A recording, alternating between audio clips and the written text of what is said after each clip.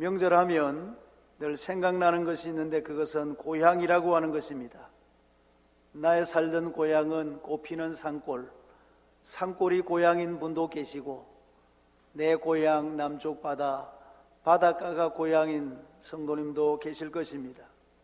사람은 누구나 고향이 있게 마련인데 그렇다면 우리 성도님의 고향, 눈을 감으면 달려가고 싶은 그 마음의 고향은 어디이십니까? 그러나 여러분, 우리에게는 이런 육신의 고향보다 더 중요한 고향이 있습니다. 내가 태어난 고향보다 더 본래의 고향, 본향이 있다 하는 것입니다. 그렇습니다. 우리는 본향이 있는 사람들이요, 돌아갈 본향을 가지고 있는 사람들이라 하는 것입니다. 그래서 오늘 아침에는 더 나은 본향이라는 제목으로 말씀을 상고하려고 합니다. 한번 같이 하시겠습니까? 더 나은 본향. 오늘 본문의 히브리서는 하나님의 영감을 받은 이 저자가 특별히 믿음에서 떠나려는 성도들에게 보낸 편지입니다. 이 편지를 받는 수신자들이 이 믿음에서, 이 신앙에서 떠나려고 하는 자들이 많이 있었습니다. 이 초대교회 때는 여러 가지의 그런 환난과 핍박이 많았고, 또 초대교회 성도들은 예수님께서 즉시 재림하실 줄로 생각을 했는데 예수님께서 재림하시는 것이 빨리 이루어지지 아니하니까 신앙이 흔들린 분들도 계시고, 또 과거의 유대교로 돌아가려는 분도 있었고, 또 여러 가지의 시험 때문에 믿음이 연약해지고 교회를 떠나려는 분들이 많이 있었다 하는 것입니다. 그래서 이 히브리서를 보면 1장에서부터 10장까지는 예수님이 누구이신가, 이 신앙의 확신을 위해서 예수님이 누구인가를 말씀하고 있고, 이제 11장에 와서는 훌륭한 믿음의 선진들을 한 분 한 분 소개하면서 우리도 그분들처럼 끝까지 믿음을 지킬 것을 권면하고 있는 것이 이 히브리서입니다. 오늘 읽은 이 본문의 이 앞부분에 보면 아벨의 믿음이나 에녹의 믿음이나 또는 노아의 믿음을 말씀하신 후에 이제 본문에 와서 아브라함의 믿음을 소개하고 있는 본문입니다. 여러분, 아브라함은 본래 갈대아 우르에서 살았던 분이었습니다.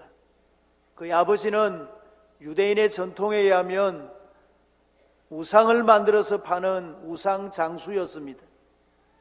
그런데 놀라운 것은 그런 사람에게 하나님의 은혜가 임한 것입니다. 어느 날 영광의 하나님이 그에게 나타나서 말씀하신 것입니다. 사도행전 7장에 보면 우리 조상 아브라함이 메소포타미아에 있을 때에, 여러분 메소포타미아 많이 들어보셨죠? 메소포타미아 문명, 세계 4대 문명 가운데 하나이고 티그리스강, 유브라데스강 사이에 있는 그 지역이고 지금의 이라크 지역인데, 이 아브라함의 고향 갈대아 우르가 바로 그 메소포타미아 지역에 있는 그런 지역입니다. 거기에 우리 조상이 있을 때에 영광의 하나님이 그에게 보여 이르시되 내 고향과 친척을 떠나 내가 내게 보일 땅으로 가라 하시니, 하나님께서 아브라함에게 이해할 수 없는 명령을 내리신 것입니다.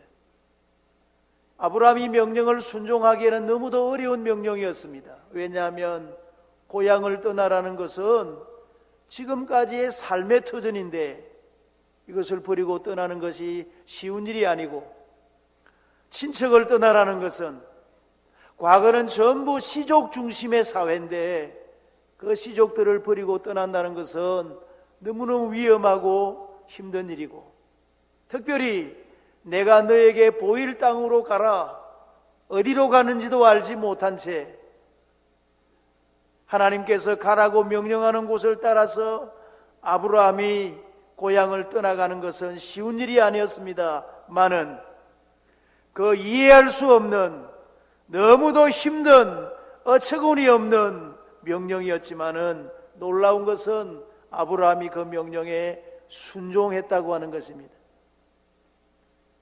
그렇습니다. 사랑하는 성도님 여러분, 믿음이라고 하는 것은 순종을 말합니다. 믿음의 증거는 순종입니다. 한번 같이 하시겠습니까? 믿음의 증거는 순종입니다. 믿음은 눈에 보이는 것이 아니죠. 믿음이 있는지 없는지를 모릅니다. 뭘 보면 알 수 있습니까? 순종하는 것 보면 알 수가 있는 것이죠. 여러분, 아브라함이 아브라함 된 것은 이해할 수 없는 명령 앞에 순종했기 때문입니다. 바로 여기에 아브라함의 위대함이 있는 것입니다.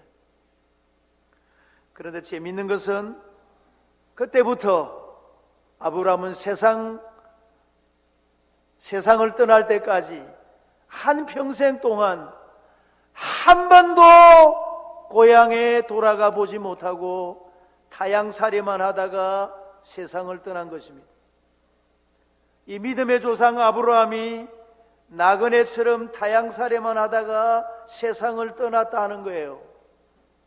여러분, 이것은 매우 중요한 의미가 있습니다. 사실은 아브라함뿐만 아니라 믿음의 선조들은 다 고향을 떠나서 타향살이를 했다고 그들이 고백을 하고 있습니다. 예를 들면 아브라함, 나는 당신들 중에 나그네요. 이삭, 그랄 골짜기에 장막을 치고 거기 거루하였으며 골짜기에서 장막을 치고 살았습니다. 야곱은 바로왕에게 내 나그네 길의 세월이 130년이니이다. 나그네의 삶이었다고 고백을 합니다. 요셉도 자기 형들에게 팔려서 저 애굽으로 팔려가서 거기서 평생을 타향살이하고 살다가 죽었습니다. 다윗 왕도 우리는 이방 나그네와 그루민이라고 고백을 했습니다. 신앙의 사람들이 다 나그네의 삶을 살았다고 고백하고 있고, 중요한 것은 모세가 이스라엘 백성들에게 레위기 25장에 말하기를 너희는 그루민이요 동거하는 자라, 너희는 그루민이고 동거하는 자라고 그들에게 말을 했다는 사실입니다. 성도님 여러분, 여기에는 하나님의 놀라운 섭리가 있습니다. 왜 믿음의 족장들은 나그네의 삶을 살았는가? 왜 하나님의 택한 이스라엘 민족은 이 땅에서 나그네의 삶을 살도록 하셨는가? 그것은 우리가 어떤 자들인 것을 말씀하고 있는 것입니다. 다시 말하면 우리 택한 백성들은 어떤 자들인가? 세상에서 외국인과 나그네라 하는 것입니다. 우리가 누구인가?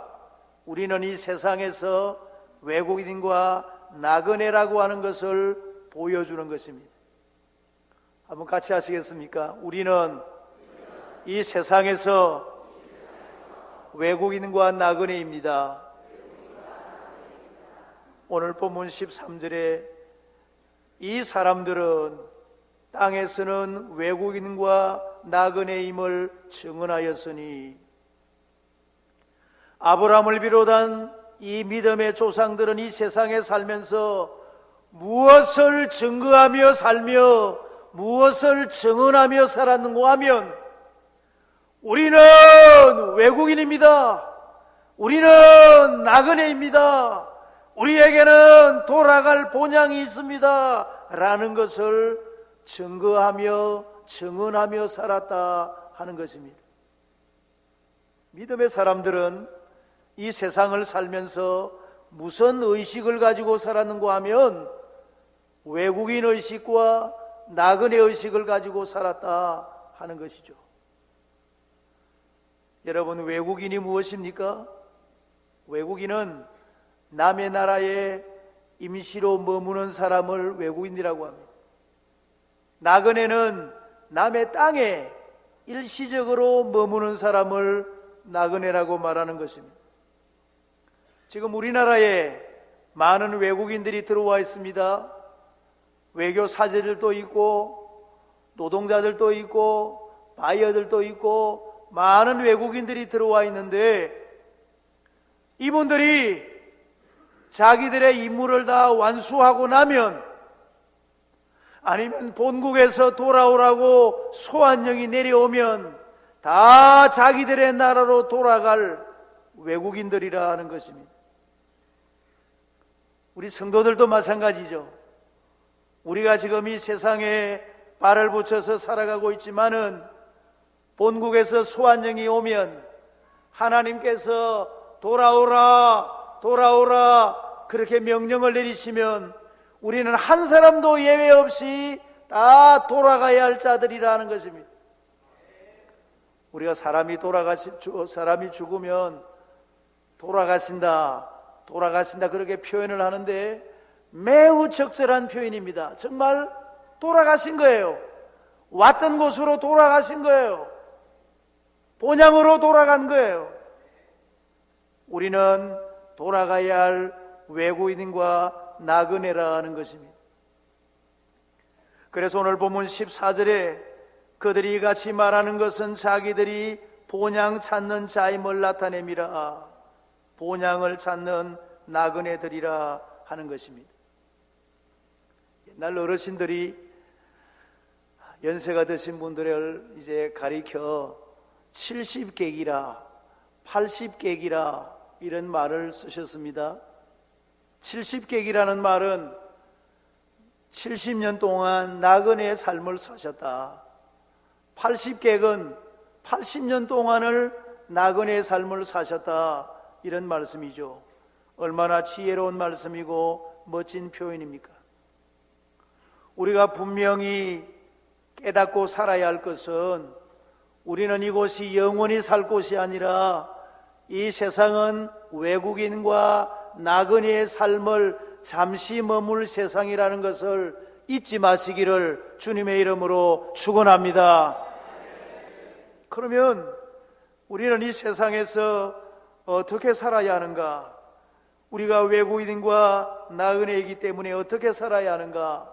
두 번째로 우리는 본향을 사모하며 살아야 한다고 말씀을 하고 있습니다.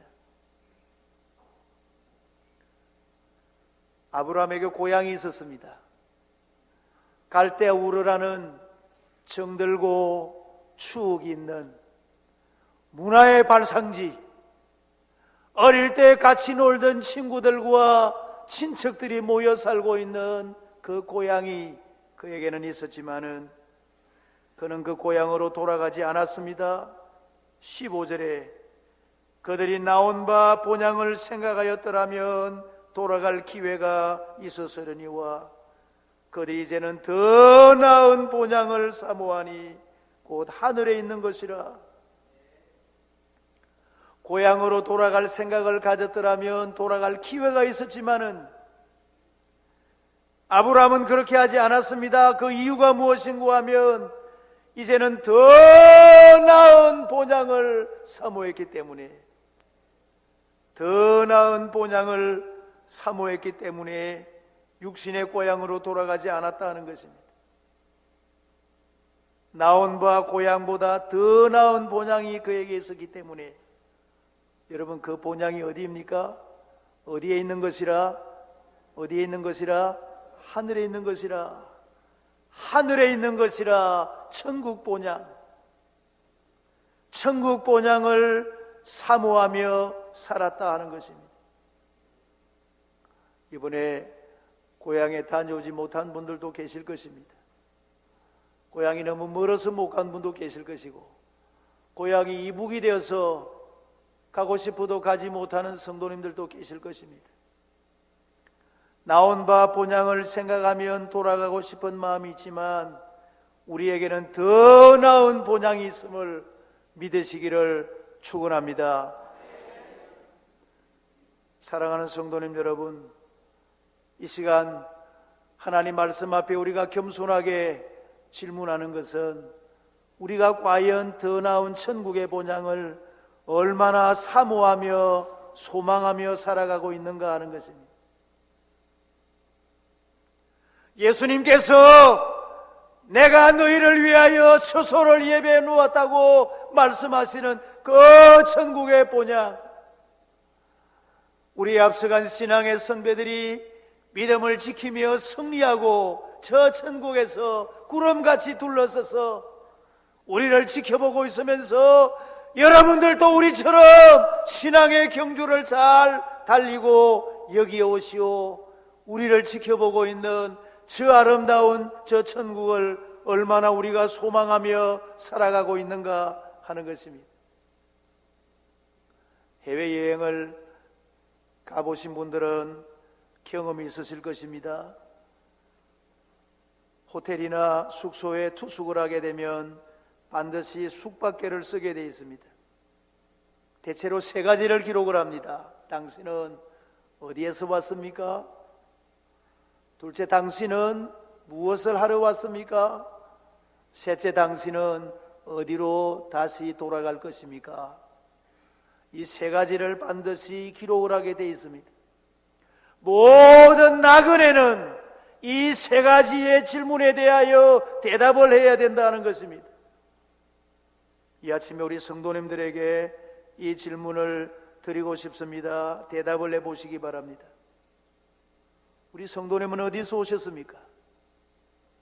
우리는 하나님께서 우리를 보내셔서 하나님의 나라에서 우리는 이 세상에 보냄을 받은 줄을 믿습니다. 우리가 이 세상에서 무엇을 하며 무엇을 하기 위해서 세상에 왔습니까? 우리는 이 세상에 하나님의 영광을 위해서 살기 위해서, 하나님의 영광을 위해서 살기 위해서 이 세상에 왔습니다. 이 세상에 살다가 장차 어디로 돌아갈 것입니까? 우리를 위하여 예배해 놓으신 저 천국의 본향으로 우리는 돌아가게 될 것을 확실히 믿습니다. 이 대답이 분명하셔야 됩니다. 이 분명한 대답을 가지고 사셔야 됩니다. 이 질문에 대답이 분명하지 못한 사람들이 이 땅에 얼마나 많은지 모릅니다. 어디로 가는지를 모릅니다. 교회 안에도 이 대답이 분명치 못한 분들이 계실는지 모르겠습니다. 내가 도대체 어디서 왔으며, 내가 도대체 어떻게 살아야 되며, 내가 도대체 세상을 떠나면 어디로 가는지 분명한 방향을 알지 못한 채 살아가는 분이 우리 교회 안에 계시면 안 됩니다. 조선시대 때 성산문이라는 유명한 학자가 계셨습니다. 단종의 보기를 위하여 거사를 준비하다가 그만 동료 한 사람이 밀고를 하는 바람에 그 거사가 들통이 나서는 붙잡혀서 형장의 이슬로 4사람이 돌아가셨는데 그 사육신 중에 한 분이 성산문입니다. 이분이 수레를 타고 형장을 향해서 수레를 타고 가면서 그 수레 위에서 이런 노래를 지어 불렀다고 합니다. 북소리는 둥둥 이 목숨을 재촉하는데 돌아보니 지는 해는 서산을 넘네. 저승으로 가는 길엔 주막이 없다는데 오늘 밤에는 누구의 집에서 묵어야 하나. 조선시대 한 유교학자의 공허하고 절망적인 독백입니다. 우리는 그분의 충절, 그분의 임금님에 대한 그 충성심, 우리가 너무너무 본받을 만한 위대한 인물이지만은 그분의 마지막 종착점에서 고백하는 그의 고백이 얼마나 공허하며 절망적이냐 하는 것입니다. 사랑하는 성도님 여러분이요, 우리는 그렇지 않습니다. 우리는 이 세상에 살다가 어디로 가는지도 모르고 죽는 그런 사람들이 아닙니다. 우리는 소망 없이 절망 가운데 빠져서 허우적거리다가 세상을 떠나는 그런 사람들이 우리는 아닙니다. 우리에게는 영원한 본향이 있음을 믿습니다. 영원한 상급이 기다리고 계심을 믿습니다. 이렇게 살다가 주님 오라고 부르시면 우리는 신령한 몸으로 주님 앞에서 영생복락을 누리게 될 것을 우리는 확실히 믿습니다. 돌아갈 본향이 있고 천국의 본향이 있고 더 나은 본향을 가진 자들이라는 사실을 확실하게 믿고 사시는 우리 모두가 되시기를 주님의 이름으로 축원합니다. 미국의 헨리 모리슨이라는 선교사님이 40년 동안 아프리카에서 선교를 하시고 모든 선교 사역을 마치고 이제 본국으로 돌아오는 배 속에 마침 아프리카를 방문했던 대통령도 그 배에 타고 이제 미국으로 들어오게 되었습니다. 루즈벨트 대통령이 배에서 이제 내리려고 하는 순간에 그 항구에 레드 카펫이 쫙 깔리고 군악대의 우렁찬 팡팔의 소리가 울려 퍼지는 가운데 대통령이 유유하게 그 배를 내려서 항구를 차를 타고 빠져나갔습니다. 그 뒤에 선교사님이 배에서 내리는데 아무도 그를 환영해 주는 사람이 없었고 마중 나온 사람도 아무도 없었습니다. 그래서 그는 속으로 이렇게 소리를 쳤습니다. 주님, 이것이 40년 동안 아프리카에서 제 모든 젊음과 건강과 일생을 다 바친 이 선교사의 마지막 결과란 말입니까? 하고 마음속으로 괴로워하고 있는데 하나님께서 그의 마음속에 이런 음성으로 감동을 주셨다고 합니다. 내 사랑하는 아들아, 너는 아직 고향에 돌아오지 않았다. 네가 고향으로 돌아오는 날 레드 카펫이 아닌 황금의 길에 군악대가 아닌 천사들의 나팔 소리와 함께 내가 너를 기쁘게 맞이할 것이다. 내가 너를 기쁘게 맞이할 것이다 하는 음성을 그가 들었다고 하는 것입니다. 사랑하는 성도님 여러분이여, 복을 복인 줄을 알지 못하고 기쁨을 기쁨인 줄을 알지 못하고 소망이 소망인지를 알지 못하고 축복이 축복인지를 알지 못하고 그렇게 살아가시면 안 됩니다. 우리는 너무도 복을 많이 받은 자들이요 행복한 자들임을 믿으시기를 축원합니다. 사람을 헬라어로 안드로포스라고 합니다. 안드로포스라는 말은 위를 바라보고 사는 존재라는 뜻입니다.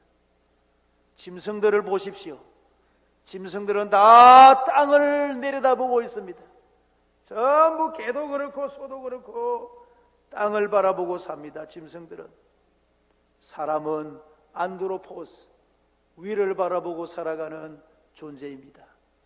사랑하는 성도님 여러분, 우리가 이 세상에서 비록 나그네와 같이 또 외국인 같이 살아가고 있지만 우리에게는 더 나은 본향, 영원한 본향, 천국이 있음을 기억하시면서 우리 세상에서 여러 가지 어려움도 이기시고 절대 믿음에서 탈락하지 마시고 앞서간 신앙의 선진들처럼 믿음의 경주를 잘 달리시다가 주님 오라고 부르실 때 부끄러움이 없이 주님 앞에 의젓이 서시는 우리 온 교회가 되시기를 주님의 이름으로 축원합니다.